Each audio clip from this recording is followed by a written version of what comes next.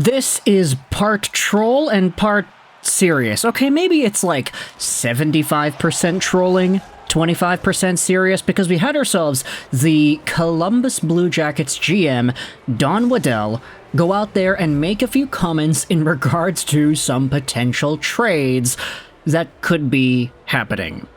I want to turn your attention over to Luke DeCock. Now, if you don't know who Luke DeCock is, he does stuff for the Raleigh News and Observer. This is, of course, the Carolina Hurricanes beat, and he does stuff for their sports column on that platform.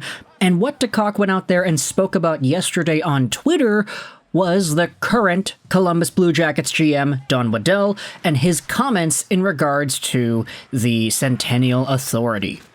Here's the tweet that I wanted to go out there and highlight in this video. Former Carolina Hurricanes President GM Don Waddell speaking to the Centennial Authority.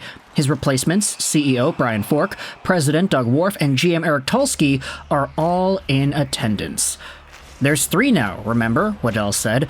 There used to be 1.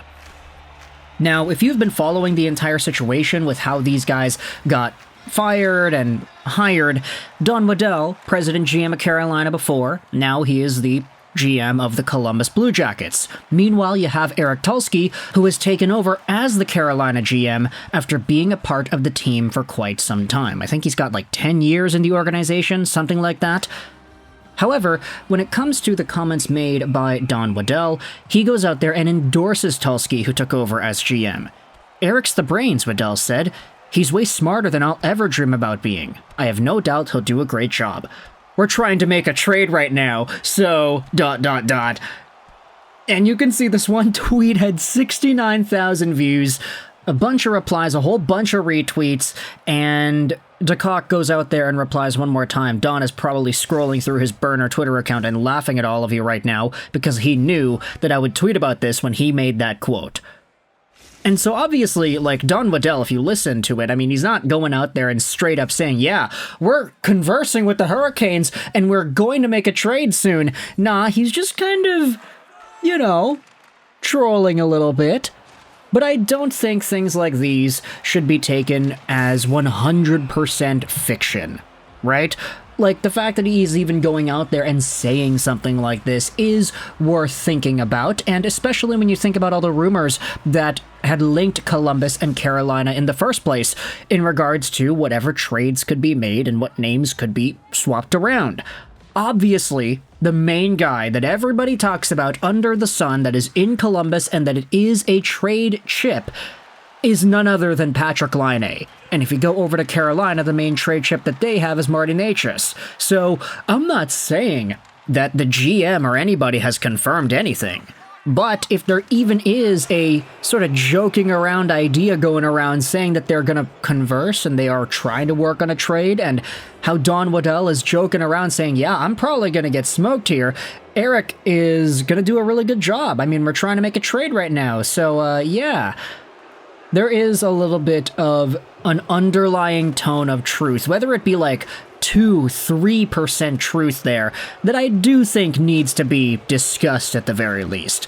Because when it comes to Patrik Laine, the fact that he exited the Players Assistance Program a few days ago has really gotten the ball rolling on all sorts of trade rumors and trade updates and everybody under the sun talking about whatever it is that they're quote-unquote hearing. I mean, over the past few days, there have been so many fake insiders, people going out there talking about Montreal, how Patrik Laine has been spotted in the Montreal airport, etc., etc. And then there are people talking about Carolina, too, whether or not they're a legit destination here, and now the GM is getting involved in the trolling. So, yeah, that's gonna be really interesting to take note of, right? Just imagine Carolina getting even more fantastic Finns. They've already got Aho. They had Teravainen all this time. They've got Jesperi Kotkaniemi. Now, if you trade away Necas for Patty Laine, you'll be adding on with arguably one of the best goal-scoring Finns that exists in the game today.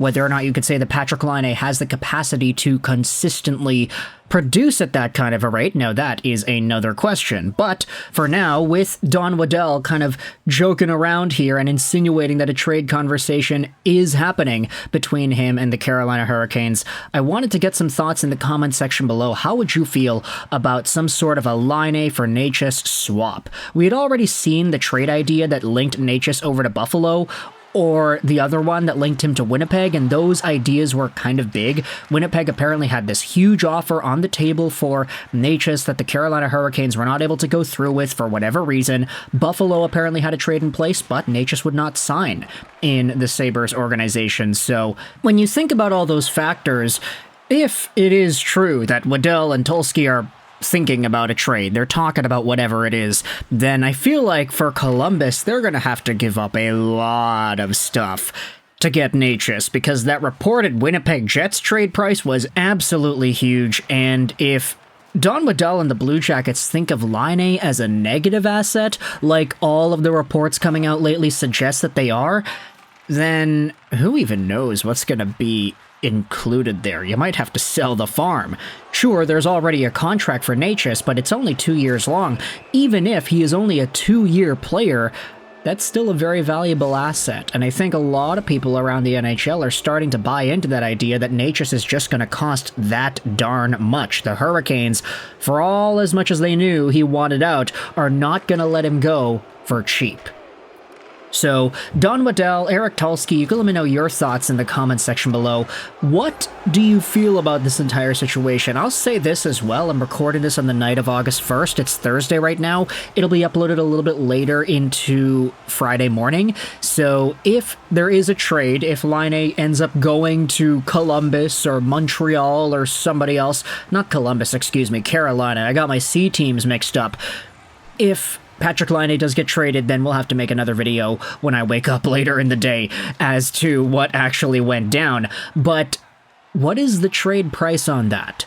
I feel like Laine is not nearly enough, even if you believe in him as much as some truthers out there seem to, in order to get a trade done for Marty Necas. And if there is some sort of an extra deal, you'd have to package on multiple picks and maybe a good prospect or two. The Blue Jackets just re-signed Kent Johnson. Maybe that's a guy they go out there and talk about. Honestly, there is a little bit of flexibility now that you think about Adam Fantilli being added into the mix. There also is that Caden Lindstrom. Maybe, if you really wanted to stretch it, maybe you don't need a Kent Johnson anymore. Who knows? I know some Blue Jackets fans will crucify me because I said that here in a video, but think about it. The amount of centers that you got as a team going forward. Lindstrom can play center. Fantilli does play center.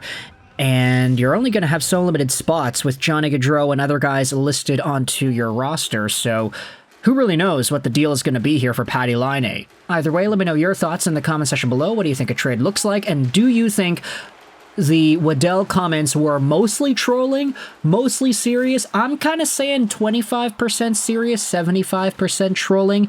But you can let me know your thoughts in the comment section below. When a GM goes out there and says to the media, yeah, me and that other GM, we're already thinking about making a trade. What do you think that means? Let me know your thoughts in the comment section below. I hope you enjoyed this video. Trolls 99.